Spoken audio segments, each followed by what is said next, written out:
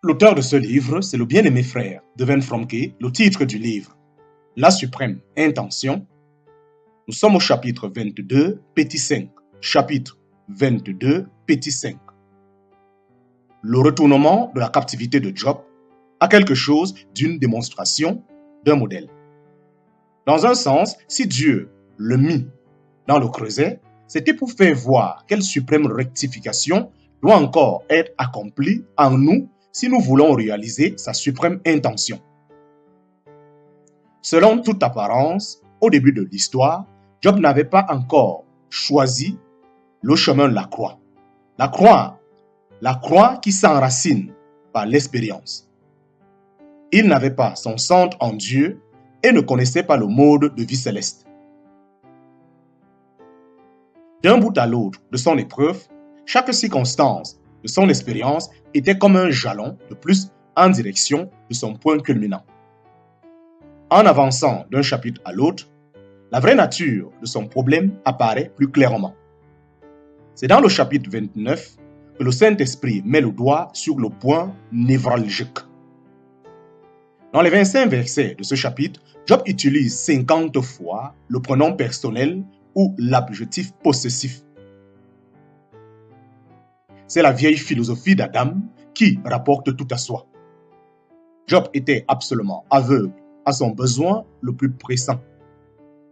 Il ne voyait pas de sa personne que l'homme qui se donnait tant de mal pour plaire à Dieu. Et c'était là le problème. L'homme persistait à être le centre. Quand nous arrivons au dernier chapitre du livre, Job a franchi le pas qui sépare, lui dit, de la contemplation directe. Il a vu Dieu. Il confesse sa conduite coupable et y réfléchit et se repent sur la poussière et sur la cendre. Et tout à coup, nous découvrons l'objectif auquel toutes ces expériences devaient aboutir. Quand nous arrivons au dernier chapitre du livre, Job a franchi le pas qui séparait, lui dit, de sa contemplation directe. Il a vu Dieu.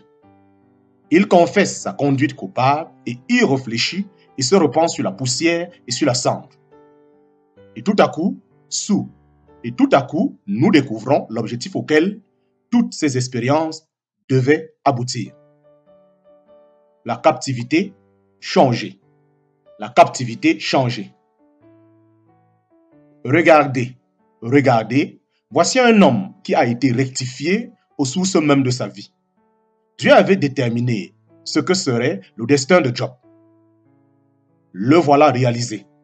C'est un autre homme. Remarquez ceci. Il n'est pas écrit que l'Éternel changea la captivité de Job et qu'ensuite Job pria pour ses amis. On pourrait en effet s'attendre à ce que son intercession fût la conséquence de sa transformation. Mais c'est toujours l'homme naturel qui tient cette sorte de raisonnement. Non, la Bible dit qu'il pria pour ses amis et que c'est alors seulement que sa propre délivrance arriva. Note.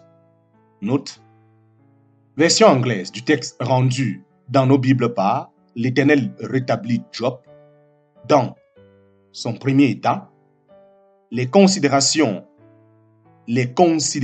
qui suivent ne sont pas compréhensibles que si l'on admet la version anglaise de l'interprétation qu'en donne l'auteur.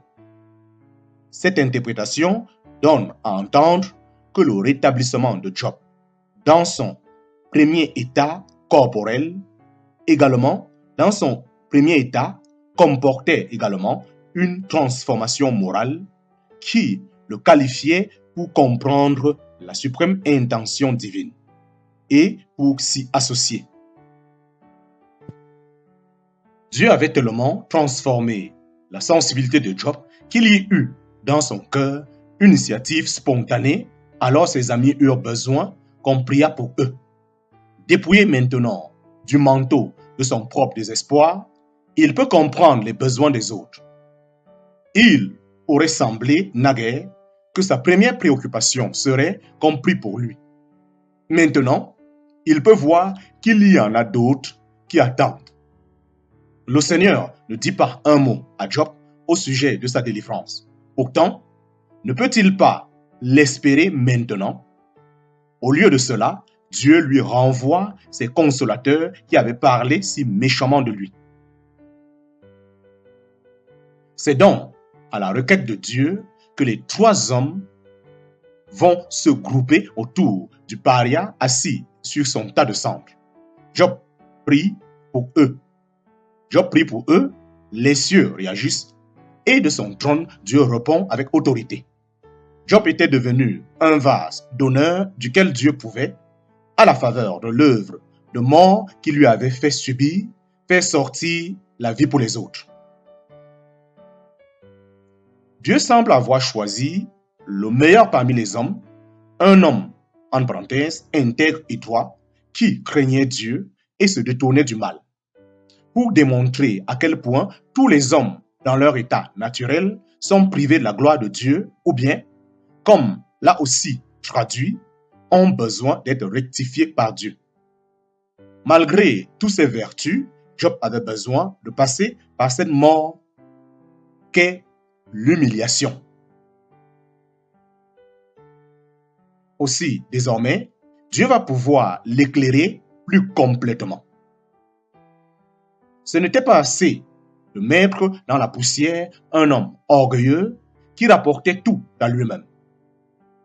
Dieu ne lui doit-il pas aussi la vision plus complète, la sagesse divine face à l'existence, quelque chose qui le mette en parfaite harmonie avec le Père et avec l'intention du Père? Oui, Job fut transformé, de cela nous sommes certains. Autrement, comment aurait-il pu sincèrement prier pour ses amis qui lui avaient parlé si durement et l'avaient si cruellement jugé? Quoiqu'il n'ait pas encore été justifié devant tous,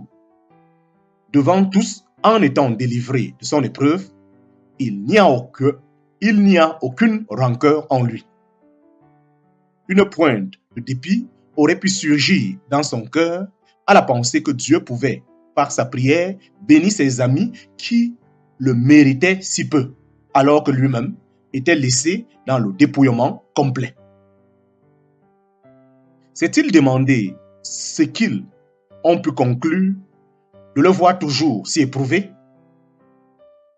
A-t-il soupçonné qu'ils fussent capables, même pendant qu'il priait, de se moquer de lui? Mais non. Nous ne trouvons dans le texte aucune trace de pareil sentiment.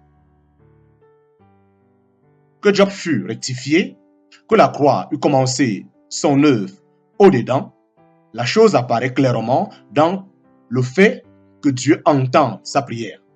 Alors qu'il était en instance devant le trône, la parole d'autorité, la parole que seul le trône pouvait émettre, fut prononcée.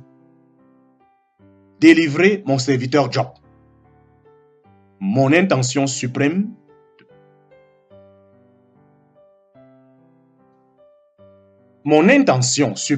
de rectification a déjà été réalisée en lui. Je peux maintenant réaliser la délivrance extérieure. Ainsi, cette âme royale, déjà libérée de sa servitude intérieure, se trouve maintenant libérée des liens de l'affection.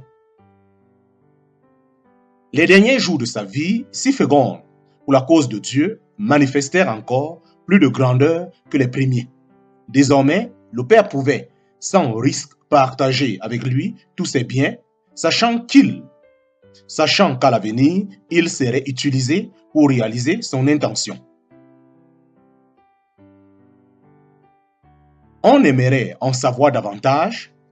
N'est-il pas vrai sur les bénédictions qui suivirent le rétablissement de Job, les circonstances, la succession des événements? Il ne nous en est rien dit. Ces détails sont probablement de peu d'importance aux yeux du Seigneur qui regarde au cœur. Il se peut que, dans sa toute sagesse, le Père ait. Il se peut que, dans sa toute sagesse, le Père ait su comment d'autres de ses enfants, dans la fournaise de l'épreuve, seraient tentés de s'attacher aux signes visibles de leur rétablissement, au lieu d'aspirer au changement de leur captivité qui a pour but une valeur tellement plus grande.